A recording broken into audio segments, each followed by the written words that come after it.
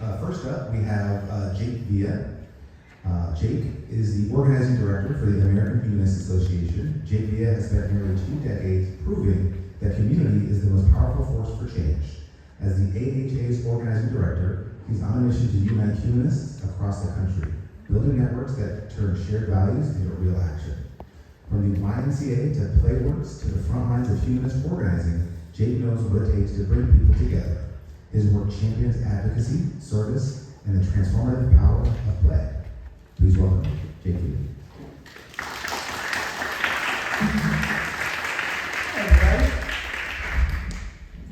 Hi everybody, my name is Jake. Everybody say hi, Jake. Hi, Jake. Hey everybody, thanks for welcome. That was really nice. Yeah, totally uncomfortable. It was great. I was a summer camp director, so I'm a little bit goofy. Thanks for being goofy with me. I think play is a really important part of bringing community together. In fact, when we play together, the same part of our brain that's associated with empathy lights up. So play literally builds empathetic communities. Okay, so as mentioned, my name is Jake Villa. I'm the organizing director of the American Humanists Association. What that means is that I support our 200 plus local communities around the country. My department didn't exist 2 years ago. And so over the past year, I've spent building a lot of foundation and helping kind of strengthen and bring together a network, which I'll talk a little bit about. The AHA is going through nothing less than a transformation right now, and I'm excited to tell you about what our movement is up to nationally, and why it's really so important at this moment in history. At the AHA, we spend a lot of time explaining what humanism is. And if I only have 5 minutes, I say that humanists believe that science tells us what's real, and empathy and compassion tell us what's right. Humanists believe in the golden rule, but not in God. If I had a little bit longer, I might say that humanists believe in people. We believe in human dignity and self-determination, that every person has an inalienable worth, and that our lives are ours to choose how to live, and as we're, I think, talking about today, how to end when the time is right with dignity. We believe in human potential, that there's no problem we can't solve and no truth we can't discover as long as we protect the freedom to think. And we believe in human responsibility, that our highest obligation is to help our neighbors live lives of freedom and flourishing.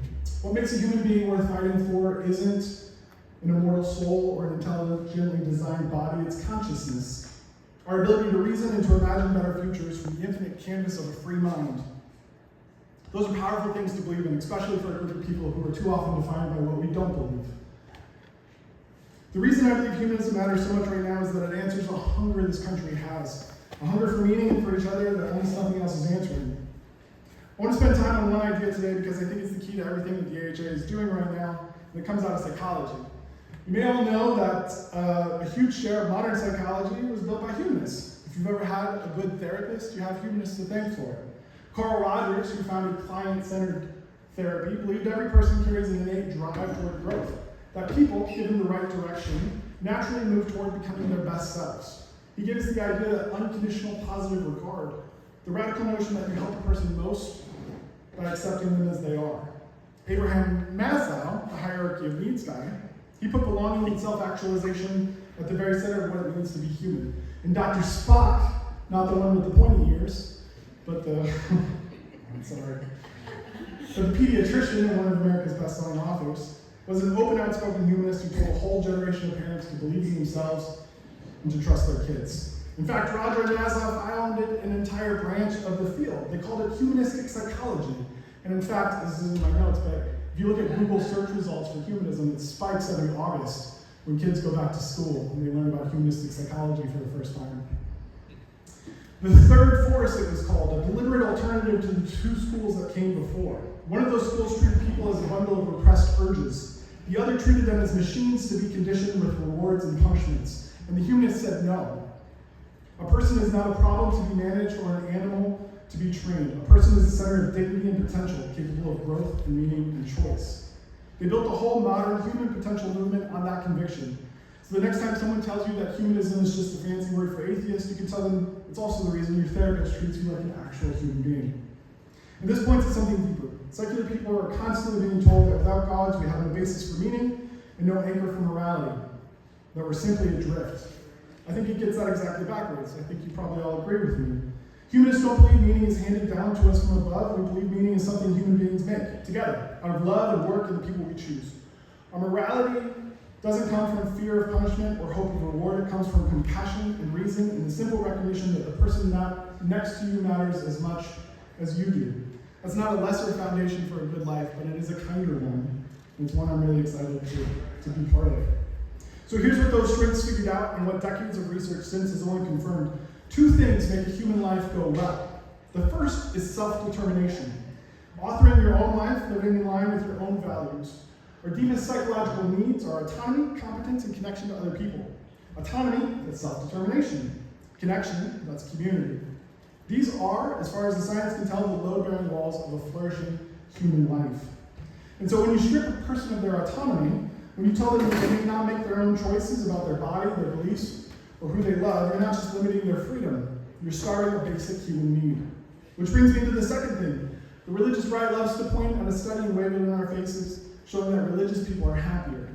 And maybe, every time we hear that statistic, we scoff a little bit. And maybe, for some of us, it gives us a little bit of a complex. But when you look closely at the research, it's not as straightforward as they try to make it appear. That's kind of their thing, isn't it? Just taking the research, making it not as straightforward as it appears. The biggest study ever done on this was led by Robert Putnam at Harvard. He interviewed thousands of people across every faith and asked a simple question. What is it about religion that actually makes people happier? Is it the belief? Is it the prayer? Is it the strength of their faith? And the answers all came back no. None of that predicted life satisfaction. What predicted it was friends. The number of close friends a person had inside their congregation. People with 10 friends at church were nearly twice as satisfied with their lives as those with none. It was never the theology, it was the potlucks, it was the people. That same researcher, Robert Putnam, spent years documenting something else. The Americans have been quietly losing our gathering places for decades. He called it Bowling Alone, a fantastic book if you've ever read it. I highly recommend it. There's also a Netflix show called something, look it up. It's really good. Can't remember the name. Anyway, it's based on Bowling Alone. We've been losing the leagues, the lodges, the unions, the clubs, the front porches, all the places that used to stitch us to our neighbors have been thinning out for half a century in America. For a long time, religious congregations were the last great exception, not one place where an enormous amount of Americans still reliably belonged. Which means that as people leave religion in record numbers, we're not only losing a set of beliefs that we no longer believe in, we lose the happiness that comes from gathering. We're losing the friends that sat next to us in the pews. We're losing the potlucks, the lasagna deliveries after a loved one dies, and the ease of finding a babysitter you can trust. For millennia, faith groups have evolved into tribal ecosystems that provide support and the happiness that comes with it. But it isn't just happiness. The longest study of human life ever conducted, also at Harvard, the study of adult development, which has been running since 1938, has followed people across their entire lives to learn what actually keeps us happy and healthy into old age. It's not money, it's not fame, it's not even your cholesterol. The single strongest predictor was the quality of our relationships. Good relationships literally keep us alive longer.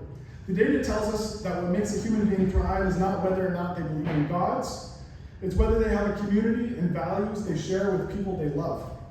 History teaches us that supernatural religions never had a monopoly on that idea, going back all the way to Epicurus 2,500 years ago. They've just had more buildings, guilt, and mandatory tithing. Unfortunately, in 2023, the U.S. Surgeon General issued a formal public health advisory that's the same kind of warning that we put on packs of cigarettes. And the subject was loneliness. He called it an epidemic.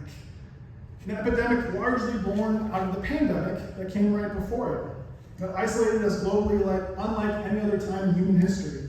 He reported that being chronically disconnected from other people raises your risk of early death by about 30%, almost the same as smoking that pack of cigarettes, about 15 cigarettes a day. So being lonely, it's not so good for us, y'all. And over half of Americans report being lonely.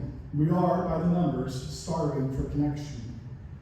One of the saddest parts of that research is that loneliness falls hardest on the youngest adults, Generation Z. They are at one and the same time the least religious generation in American history, and by many measures, the loneliness.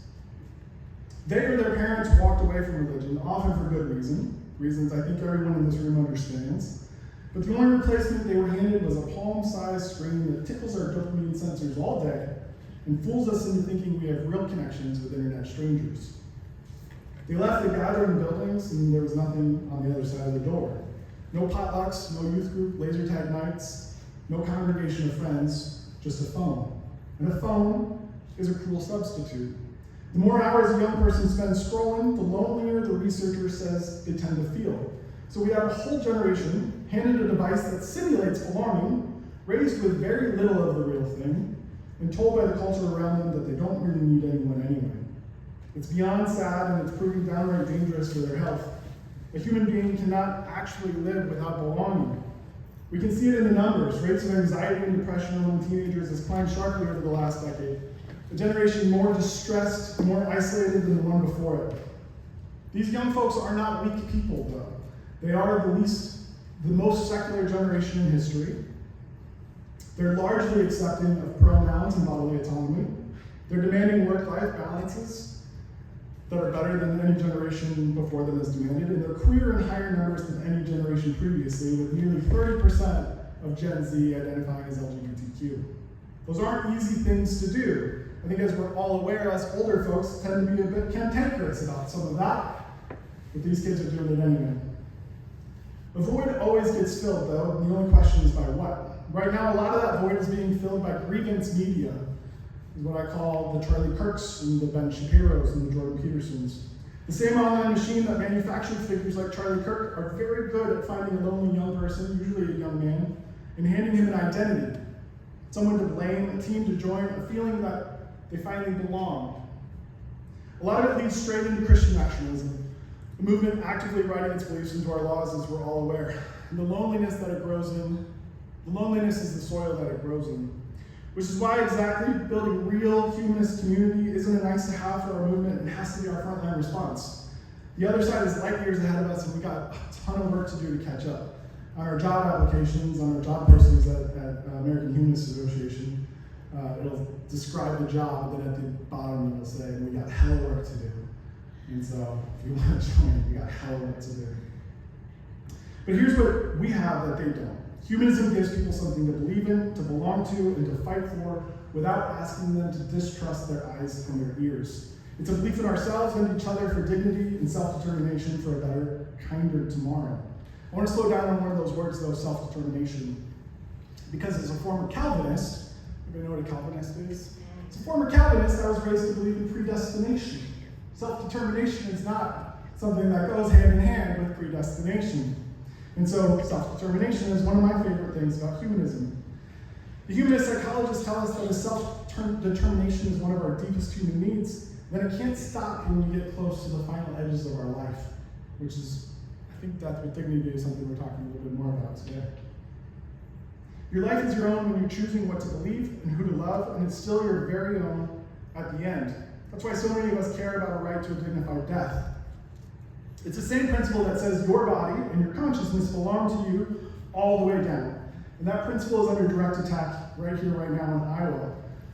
So let me make a specific request from our legal team at the AHA. We're looking to connect with atheists and humanists in this state who are transgender. This is an active ask from our legal team, from Amitai. We believe there may be a real legal opportunity to defend the right to bodily autonomy in Iowa, grounded in our humanist conviction that you, not a church, not a state house, hold the authority over your own body. If that's you or someone you trust, please have them reach out to Amitai Heller, our legal director. We'd love to have a confidential conversation or speak to me about it afterwards. This fight's really personal for me because I grew up inside of the movement that's driving it. I grew up listening to James Dobson and Rush Limbaugh. I was cruel to my first friend who came out as gay, casting them aside with the rest of my community and praying for them. I was raised to believe that everyone who didn't believe exactly what I believed, including Catholics and Mormons and everyone, especially us atheists, were going to hell. And it was my job to convert them and keep them from sinning, no matter the cost of their personal freedom. So when people warn about a movement that wants to write one's religion's rules onto everybody else, any of you that were raised like I was, know that we're not guessing about what they're trying to do. Some of us actively helped build it. We know that world from the inside. And I know what finally pulled me out of it, and it wasn't an argument. It was meeting and falling in love with people on my travels. Humanists who showed me you could build a whole good life on reason and compassion, and without need for any supernatural ideas or imaginary friends. One of those friends, a Brazilian named Daniel Barberini, said, I invited him to a Bible study, I was maybe 21 at the time. And Daniel said, Jake, if I touch a Bible, I will burn. And that really short-circuited my brain, because Daniel had treated me like an older brother. He had adopted me. He taught me how to live outside of my home for the first time. And I couldn't imagine how this guy who was so good and so kind would burn if he touched the Bible. And it made me start questioning things. Friends like Daniel saved me. They showed me a path out of the shame, the guilt, and the bigotry that I was being fed by the conservative Christian media. And that conservative Christian media is really good at what they do. They build that pipeline, and they make you afraid of your sinner neighbors. They've been doing it for a really long time now. There's a principle in psychology that you can't negate, that you cannot beat a negative idea by negating it. You replace it with a positive one. The other side, they understood that a long time ago. And so they took that knowledge and they spent the last few decades and hundreds of millions of dollars building pipelines to sow fear, that negative idea, and then offering a positive solution of belonging. Charlie Kirk started with $10,000 from a donation from a Christian mega donor, which followed a slew of online money into online content. So when that young person typed, "What's the point of life?" into YouTube at 2 in the morning, the answer waiting for them was a conservative Christian with an invitation to join them on campus for some pizza. Something to belong to. Content to community to commitment. That's been their playbook since the 80s. Our community has to offer something better. And so we've started to. Last summer, at our AHA conference in Chicago, we launched our own Humanist Creator Fund. Charlie Kirk started with $10,000, and we've been investing $10,000 a month into humanist creators on YouTube and Instagram and Facebook. We partnered with 14 voices so far that young people actually watch, reaching more than 5 million views with the content we sponsor. So that when someone types, "Is God real?" or "What's my purpose?" they can find a person offering reason, compassion, and real hope instead of grievances.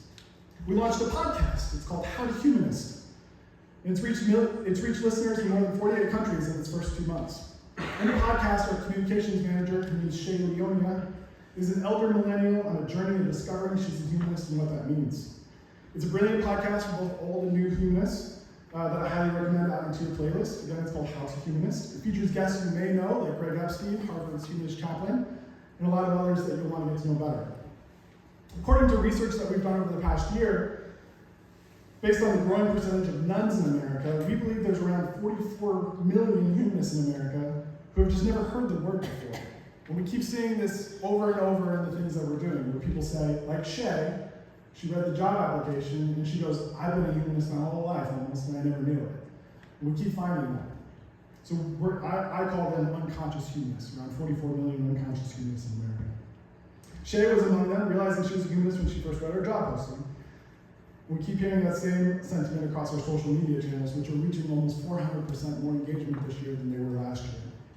These initiatives, along with some more I'm going to tell you about, are working. This past February, we saw 52% more new members and donors than the year before. A lot of them young and didn't know there was a word for what they believed.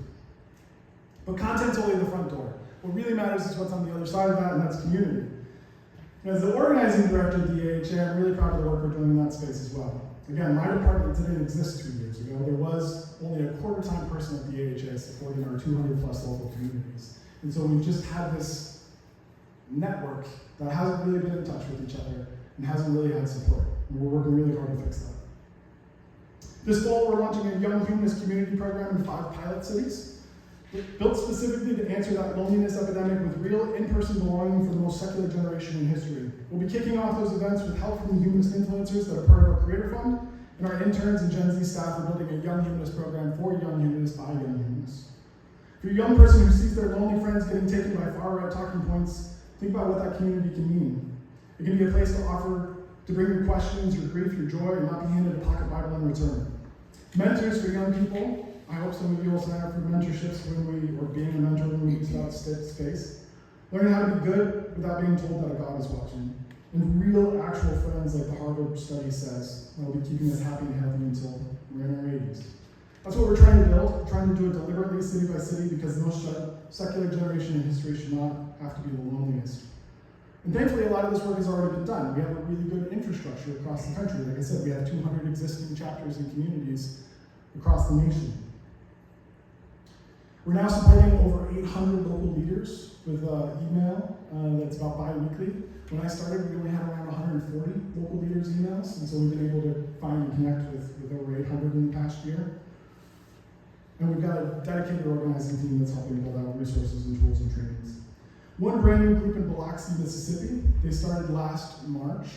They're called the Gulf Coast Humanists. They've grown over 400%. They now have over 400 active members in Biloxi, Mississippi. They're growing like weeds in the Mississippi side down there.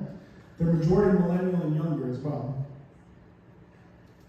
They're running a bunch of sold-out events, and they get annoyed when the RSVPs are more than the place can hold. So we're seeing a lot of growth and a lot of opportunity. This past spring, we ran the American Empathy Project. Anybody hear about the American Empathy Project?